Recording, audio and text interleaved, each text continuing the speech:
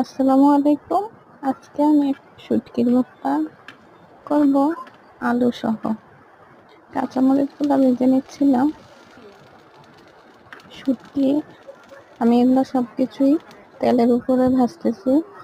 আলুটা সিদ্ধ করে টানিয়ে নিয়েছি। সব কিছু একসাথে নিয়ে চলে যাব শিলপাটায়।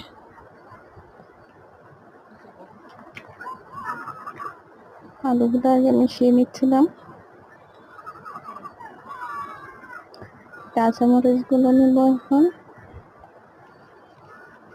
ঝালটা একটু কমিয়ে দিয়েছি।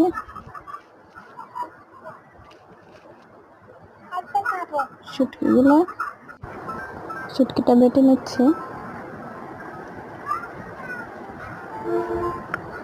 চাইলে আপনারা এগুলো তেলেও নিতে পারেন। আমি তেলে ভেজে নিয়েছি। পেঁয়াজটাও কেটে নিচ্ছি।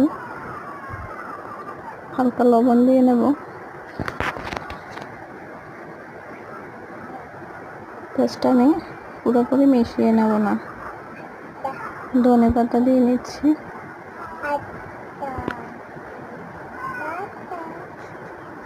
সবশেষে আমি হাত দিয়ে মেখে নিচ্ছি। শুটকি দিয়ে কাঁচামরিচ আর আলু ভর্তা।